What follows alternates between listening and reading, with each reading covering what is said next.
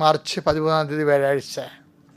അമ്മേ പരിശുദ്ധ അമ്മേ, അമ്മേ പരിശുദ്ധ ദൈവമാതാവേ, ദൈവമാതാവേ, കൃപാസനത്തിലൂടെ ഞങ്ങൾക്കും ഞങ്ങളുടെ ദേശത്തിനും അമ്മ മധ്യസ്ഥം തേടി തന്ന എല്ലാ അനുഗ്രഹങ്ങൾക്കും കൃപകൾക്കും ഞങ്ങളിപ്പോൾ ഹൃദയം നിറഞ്ഞ നന്ദി പറയുന്നു. അമ്മേ പരിശുദ്ധ ദൈവമാതാവേ, 2004 ഡിസംബർ 7 ഉച്ചകഴിഞ്ഞ് 2:30 കൃപാസനത്തിൽ സംഭവിച്ച അമ്മയുടെ പ്രത്യക്ഷപ്പെടലിനെ കുറിച്ച് തിരുസഭയ്ക്ക് സമർപ്പിച്ചിരിക്കുന്ന പഠനരേഖകളുടെ മേൽ സഭാത്മകമായ പഠനങ്ങൾ ആരംഭിക്കുവാൻ ഞങ്ങൾ താഴ്മയോടെ പ്രാർത്ഥിക്കുന്നു. അമ്മേ പരിശുദ്ധമേ, ഭൂസ്വർലോകങ്ങളുടെ രാജ്ഞിയായ അങ്ങയ്ക്ക് ഭൗമ സംരക്ഷണത്തിനായി പ്രപഞ്ച പ്രകൃതിയെ തന്നെ തിരുസഭ പ്രതിഷ്ഠിക്കുവാൻ ഈ പ്രത്യക്ഷീകരണം വഴി ഇടയാക്കണമേ. പരിശുദ്ധമേ, ജപമാല മാതാവേ, സകല കൃപാസനം പ്രാർത്ഥനയോടും ചേർത്ത് ഞങ്ങളിപ്പോൾ പ്രാർത്ഥിക്കുന്ന കുടുംബത്തിന്റെ പ്രത്യേക നിയോഗം പരമക്കളെ.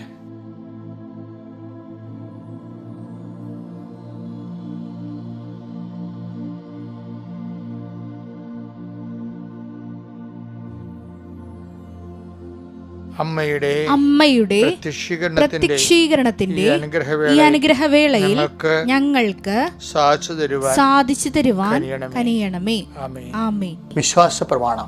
സർവശക്തനായ പിതാവും ആകാശത്തിന്റെയും ഭൂമിയുടെയും സൃഷ്ടാവുമായ ദൈവത്തിൽ ഞാൻ വിശ്വസിക്കുന്നു. അവിടുത്തെ ഏകപുത്രനും ഞങ്ങളുടെ കർത്താവുമായ ഈശോമിശിഹായിലും ഞാൻ വിശ്വസിക്കുന്നു. ഈ പുത്രൻ പരിശുദ്ധാത്മാവിനാൽ ഗർഭസ്ഥനായി കന്യകാമറിയത്തിൽ നിന്ന് പിറന്ന് പൊന്തിയോസ് പീലാത്തോസിന്റെ കാലത്ത് പീഡകൾ സഹിച്ച് കുരിശിൽ തറയ്ക്കപ്പെട്ട് മരിച്ച് അടക്കപ്പെട്ട് പാതാളങ്ങളിൽ ഇറങ്ങി മരിച്ചവരുടെ ഇടയിൽ നിന്ന് 3-ാം നാൾ ഉയർത്ത് സ്വർഗത്തിലേക്ക് എഴുന്നള്ളി സർവശക്തിയുള്ള പിതാവായ ദൈവത്തിന്റെ വലതുഭാഗത്തിരിക്കുന്നു. അവിടെ നിന്ന് ജീവിക്കുന്നവരെയും മരിച്ചവരെയും വിധിക്കുവാൻ വരുമെന്നും ഞാൻ വിശ്വസിക്കുന്നു. പരിശുദ്ധാത്മാവിലും ഞാൻ വിശ്വസിക്കുന്നു. വിശുദ്ധ കത്തോലിക്കാ സഭയിലും പുണ്യവാന്മാരുടെ ഐക്യത്തിലും പാപങ്ങളുടെ മോചനത്തിലും ശരീരത്തിന്റെ ഉയർപ്പിലും നിത്യമായ ജീവിതത്തിലും ഞാൻ വിശ്വസിക്കുന്നു. ആമേൻ. സുഖസ്ഥനായ ഞങ്ങളുടെ പിതാവേ, അങ്ങയുടെ നാമം പൂജിതമാകണമേ.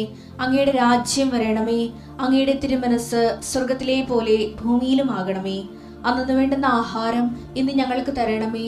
ഞങ്ങളോട് തെറ്റ് ചെയ്യുന്നവരോട് ഞങ്ങൾ ക്ഷമിക്കുന്നത് പോലെ ഞങ്ങളുടെ തെറ്റുകൾ ഞങ്ങളോടും ക്ഷമിക്കണമേ.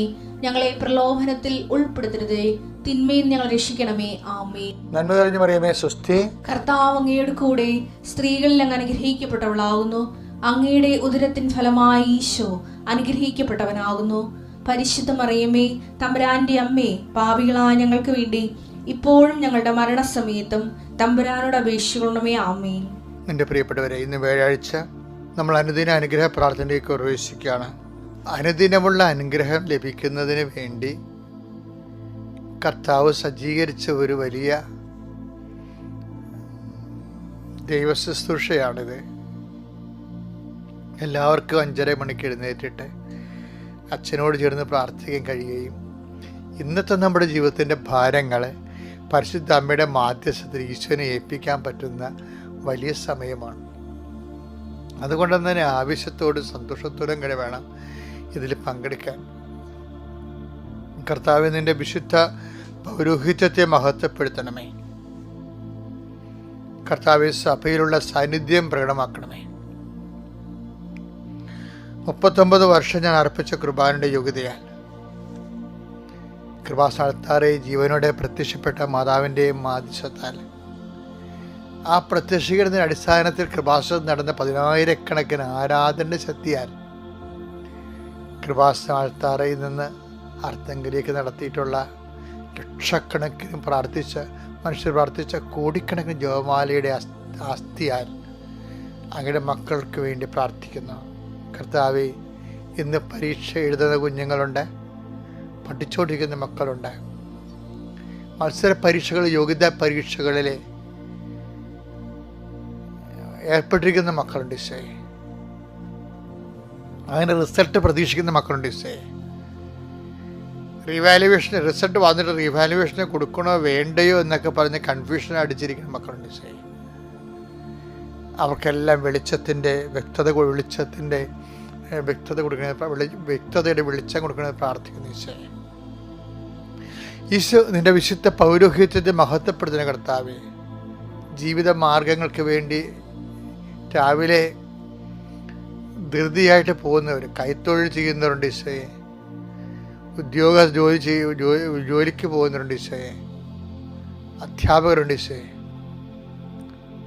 കർത്താവ് തൊഴിൽ പഠിക്കുന്നതിന് വേണ്ടി പോകുന്നവരുണ്ട് ഈശോയെ, പഠിച്ച തൊഴിലിന് എക്സ്പീരിയൻസിന് വേണ്ടി ശ്രമിക്കുന്നവരുണ്ട് ഈശോയെ, എക്സ്പീരിയൻസ് സർട്ടിഫിക്കറ്റ് ലഭിക്കുക മുതലായ പല സർട്ടിഫിക്കറ്റുകൾ ആവശ്യമുള്ളവർ അതിനുവേണ്ടി യാത്രയാവുന്നവരുണ്ട് ഈശോയെ. അവരെല്ലാം അങ്ങയുടെ തിരുസന്നിധിയെ സമർപ്പിച്ച് പ്രാർത്ഥിക്കുന്നു. കർത്താവേ, ജോലി നഷ്ടപ്പെടുന്നുണ്ട്. മാർച്ച് മാസത്തിൽ ഒത്തിരി പേർക്ക് ജപ്തി നടപടി വന്നിരിക്കുന്നുണ്ട് ഈശോയെ. കുറച്ച് പൈസ അടച്ചു കൊടുത്താൽ അവർ രക്ഷപ്പെടും. അങ്ങനെ അടക്കാനുള്ളൊരു മാർഗ്ഗം അവർക്ക് നൽകണമെന്ന് പ്രാർത്ഥിക്കുന്നു ഈശോയെ. വല്ലാത്ത രീതിയിൽ ആദി കൊണ്ട് വ്യാധി കൊണ്ട് ഭാരം കൊണ്ട് നിൽക്കുന്ന ഒത്തിരിയേറെ മക്കളുണ്ട് ഈശോ. അവരെല്ലാം നീ സ്പർശിക്കണം. അവർക്കെല്ലാം അവരെന്ത് വിഷയത്തിനാണ് വേദനിക്കുന്നത്, ഏത് വിഷയത്തിനാണ് വേദനിക്കുന്നത്, ആ വിഷയത്തിന് മേലെ ഇന്ന് ദൈവിക തീരുമാനം ഉണ്ടാകാനും കർത്താവേ, അവർക്ക് രക്ഷപ്പെടാൻ പറ്റാത്ത മാർഗത്തിൽ ദൈവം തന്നെ രക്ഷയുടെ വഴി അവർക്ക് കാണിച്ചു കൊടുക്കാനും കാനായിലെ കല്യാണ കുടുംബത്തെ കടഞ്ഞെന്ന പരിശുദ്ധ അമ്മയുടെ മാധ്യസ്ഥം അവർക്ക് ഉണ്ടാകണമെന്ന് പ്രാർത്ഥിക്കുന്നു. എൻ്റെ കർത്താവിൻ്റെ ഉന്നതമായ നാമത്തിൽ, സഭയുടെ അധികാരത്തിൽ, കുരിശിൻ്റെ അടയാളത്തിൽ വിവാഹത്തിനായി ഒരുങ്ങുന്നവരെ, നോൻപ് കഴിയുമ്പോൾ വിവാഹം വെച്ചിട്ടുള്ളവരെ അതെല്ലാം ഭംഗിയായിട്ട് നിർവഹിക്കാൻ കർത്താവ് ആവശ്യമായ കൃപ പ്രാർത്ഥിക്കുന്നു. കർത്താവ്, നോൻപിന് മുമ്പ് ഒത്തിരിയേറെ വിവാഹങ്ങൾ നടന്നു. പക്ഷെ അവരെല്ലാം മധുവിധൻ്റെ ലഹരിയിൽ നോൻപും മറന്ന് നടക്കുന്നവരുണ്ട്, ദൈവത്തെ മറന്ന് നടക്കുന്നവരുണ്ട്. അങ്ങനെയുള്ളവരും കർത്താവെ പതുക്കെ കർത്താവിൻ്റെ അരുവിലേക്ക് വരാനും ഈ കാലങ്ങളെല്ലാം അവരുടെ ജീവിതത്തിൽ ഏറ്റവും പ്രധാനപ്പെട്ടൊരു കാലമായിട്ടത് മനസ്സിലാക്കുവാനും അവർക്ക് ജനിക്കാൻ പോകുന്ന കുഞ്ഞുങ്ങൾക്ക് കർത്താവിൻ്റെ വിശുദ്ധിയും ദൈവത്തിൻ്റെ കൃപയും ആവശ്യിക്കപ്പെടുവാനും സമർപ്പിച്ച് പ്രാർത്ഥിക്കുന്നു. മക്കളില്ലാത്തവരെ സമർപ്പിച്ച് പ്രാർത്ഥിക്കുന്നു ഈശോയെ. മക്കൾക്ക് വേണ്ടി, മക്കളില്ലെങ്കിൽ മരിക്കണമെന്ന് ചിന്തിക്കണം, അങ്ങനെ ചിന്തിക്കുന്ന വിഡ്ഢിത്തരങ്ങൾ പോലും ചിന്തിക്കുന്ന മനുഷ്യരുണ്ട് ഈശോയെ. വൈകാരികമായിട്ട് തപ്പതിച്ച് പോയവരുണ്ട്, ബാലൻസ് തെറ്റിപ്പോയവരുണ്ട് ഈശോയെ. അവരെല്ലാം സ്പർശിക്കണമെന്ന് പ്രാർത്ഥിക്കുന്നു. മാസങ്ങളും വർഷങ്ങളുമായിട്ട് കുർബാന മുടക്കമുള്ളവരെ പ്രാർത്ഥിക്കുന്നു. കുടുംബ പ്രാർത്ഥനയില്ലാത്ത കുടുംബങ്ങളിൽ ഞങ്ങളുടെ ഈ പ്രാർത്ഥനയുടെ ശക്തിയാൽ പ്രാർത്ഥന സ്ഥാപിക്കപ്പെടാൻ വേണ്ടി പ്രാർത്ഥിക്കുന്നു. കർത്താവ്, ദൂരദേശത്തേക്ക് നാട് വിട്ടുപോയ മക്കളുണ്ട്, നാട് വിട്ടുപോയ അപ്പന്മാരുണ്ട് ഈശോയെ. മാനസിക രോഗം ബാധിച്ചിട്ട് കർത്താവ് ആത്മഹത്യയെക്കുറിച്ച് ചിന്തിക്കുന്നവരുണ്ട് ഈശോയെ. അവരെല്ലാം ആശ്വസിപ്പിക്കണമേ, തിരികെ പിടിക്കണമേ എന്ന് പ്രാർത്ഥിക്കുന്നു. എൻ്റെ കർത്താവിന് ഉന്നതമായ നാമത്തിൽ, സഭയുടെ അധികാരത്തിൽ, കുരിശിൻ്റെ അടയാളത്തിൽ ദൈവശക്തി അതിനെ അനുഗ്രഹിക്കപ്പെടട്ടെ. നമ്മളിപ്പോൾ എല്ലാവരും പരീക്ഷ മൂഡിലാണ്. എല്ലാ ദിവസവും കൃപാസനത്തിൽ നൂറുകണക്കിന് കുഞ്ഞുങ്ങൾ വന്ന് പരീക്ഷയ്ക്ക് വേണ്ടി പ്രാർത്ഥിക്കുന്നുണ്ട്. പക്ഷേ ഈ സമയത്ത് തന്നെ ചിന്തിക്കേണ്ട വേറൊരു ചിന്തയുണ്ട്. എന്താണെന്നറിയാമോ? നല്ല മാർക്ക് മേടിച്ച് പാസ്സാകണം കർത്താവേ, നല്ല കോളേജ് അഡ്മിഷൻ കിട്ടണം. അങ്ങനെ ചിന്തിക്കും. സ്വാഭാവികമായിട്ട് ചിന്തിക്കണം മനുഷ്യൻ, എല്ലാവരും ചിന്തിക്കും. ഇനി കുഞ്ഞുങ്ങളെ ഒന്നാമത്തെ പ്രവേശനോത്സവത്തിന് ജൂൺ മാസത്തെ കുഞ്ഞുങ്ങളെ ചേർക്കുമല്ല, അപ്പോഴും മാതാപിതാക്കന്മാർ വിചാരിക്കണേ എന്താ, പ്രാർത്ഥിക്കുക എന്താ, കർത്താവ് നല്ല സ്കൂളിൽ അഡ്മിഷൻ മേടിക്കണം. മുതിർന്ന കുഞ്ഞുങ്ങളാണെങ്കിൽ നല്ല കോളേജിൽ അഡ്മിഷൻ മേടിക്കണം. ഇപ്പം കാറ്റ്, മാറ്റ്, അതിനൊക്കെ ഏത് കോളേജാണ് നല്ലത് അവിടെ അഡ്മിഷൻ മേടിക്കണം. അപ്പോൾ ആ ചിന്താഗതിക്ക് കുഴപ്പങ്ങളൊന്നുമില്ല. എല്ലാ മനുഷ്യരും ചിന്തിക്കും, നല്ല സ്കൂളിലെ കുഞ്ഞുങ്ങൾക്ക് അഡ്മിഷൻ വേണം, നല്ല കോളേജ് അഡ്മിഷൻ വേണം. അങ്ങനെ നമുക്ക് ആഗ്രഹിക്കുന്നതിനും കുഴപ്പമില്ല. പക്ഷെ കർത്താവ് ഒരു കാര്യം പറഞ്ഞിട്ടുണ്ട്. എന്താണ്? നമ്മൾ എന്താണ് ആഗ്രഹിക്കുന്നത് അതുപോലെ തന്നെ നമ്മൾ മറ്റുള്ളവരെ നമ്മൾക്ക് ചെയ്തു തരാൻ ആഗ്രഹിക്കുന്നത് നമ്മൾ അവർക്ക് ചെയ്ത് കൊടുക്കണമെന്ന്. എന്നുവെച്ചാൽ എൻ്റെ അർത്ഥം എന്താ അർത്ഥം മനസ്സിലായില്ലേ? എന്താണ്? നല്ല സ്കൂളിൽ അഡ്മിഷൻ കിട്ടണമെന്ന്, നല്ല കോളേജ് അഡ്മിഷൻ കിട്ടണമെന്ന് ആഗ്രഹിക്കുന്നുണ്ടാവില്ല. അത് മറ്റുള്ളവർ നമുക്ക് ചെയ്തു തരേണ്ട കാര്യങ്ങളാണ്. അപ്പോഴെന്താണ്, നമ്മളും അത് അവർക്ക് ചെയ്ത് കൊടുക്കണം. എന്താണ്? ആ അഡ്മിഷൻ കിട്ടാൻ പറ്റുന്ന രീതിയിൽ പഠിക്കണം. അതാണ് വിഷയം. മനസ്സിലായില്ലേ? അപ്പം അതുകൊണ്ട് നമ്മൾ എപ്പോഴും ശ്രദ്ധിക്കണം, നമ്മുടെ സൈഡാണ് എപ്പോഴും നോക്കുന്നത്. നമ്മുടെ കാര്യങ്ങളെല്ലാം ഭംഗിയായിരിക്കണമെന്നേ ഉള്ളൂ. ഇപ്പോൾ കുഞ്ഞുങ്ങൾക്കായാലും ഇപ്പോൾ ജോലി ആയാലും നല്ല രാജ്യത്ത് പോകണം, നല്ല രാജ്യത്ത് പോയി ജോലി ചെയ്യണം, എല്ലാവരും ആഗ്രഹിക്കുന്നതാണ്. പക്ഷെ നിൻ്റെ ആസ്തി എന്താ? നിൻ്റെ ആസ്തി എന്താണ്? അതാണ് വിഷയം. ദൈവം നീതിമാനായത് കാരണം പലപ്പോഴും നമ്മുടെ ആസ്തിയിൽ, ഇപ്പോൾ ഉടമ്പടിയിൽ വന്നപ്പോൾ രക്ഷപ്പെട്ടിരിക്കണത്, ഉടമ്പടി അതിൻ്റെ ഒരു ഗതിയില്ലാത്ത ആൾക്കാർ രക്ഷപ്പെടുന്നത് നോട്ട് ബൈ മെരിറ്റ് എന്നുള്ളൊരു ഒറ്റ ഫോർമുലയിലാണ്. പക്ഷെ ജീവിതകാലം മുഴുവൻ നോട്ട് ബൈ മെരിറ്റ് വർക്ക് ചെയ്യുമോ? കാര്യം ദൈവത്തിൻ്റെ നീതിയുടെ സമയത്ത് നമ്മുടെ ഭാഗത്തുനിന്ന് അതിനുള്ള യോഗ്യത ഉണ്ടോ? ഞാൻ പറഞ്ഞു വരുന്നതിൻ്റെ കാര്യം യോഗ്യത ഉണ്ടാക്കണമെന്ന് എൻ്റെ അർത്ഥം. ലുക്കായുടെ സുവിശേഷം 6:31. മറ്റുള്ളവർ നിങ്ങളോട് എങ്ങനെ പെരുമാറണമെന്ന് നിങ്ങൾ ആഗ്രഹിക്കുന്നുവോ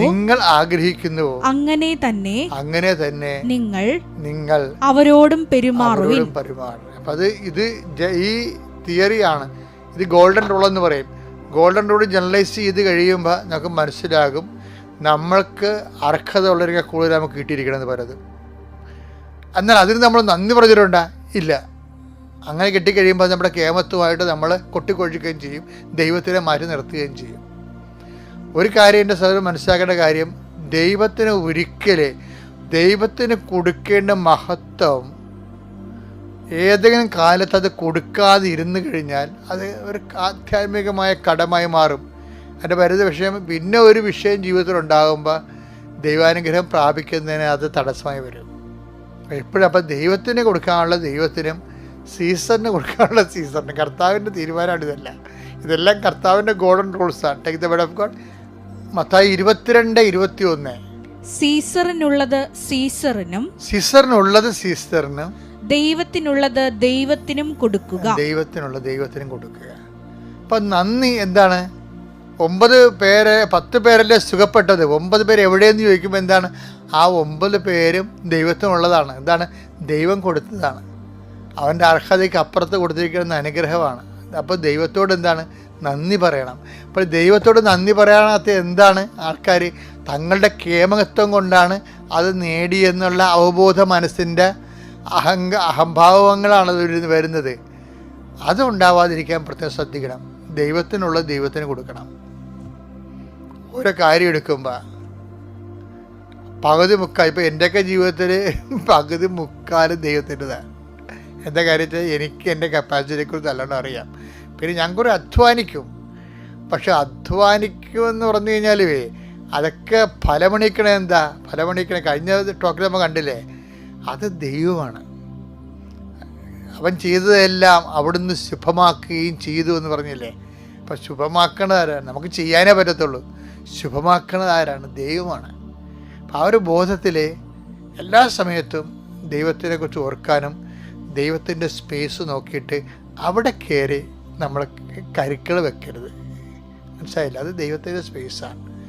നന്ദിയോടെ വിനയത്തോടെ നന്ദി പറഞ്ഞുകൊണ്ട് മഹത്വപ്പെടുത്തി മറ്റുള്ളവർക്കും ദൈവത്തിന് പറഞ്ഞു കൊടുത്ത് അങ്ങനെ നല്ല സുവിശേഷ സാക്ഷിയായി ദൈവ പൈതലായി ജീവിക്കുക.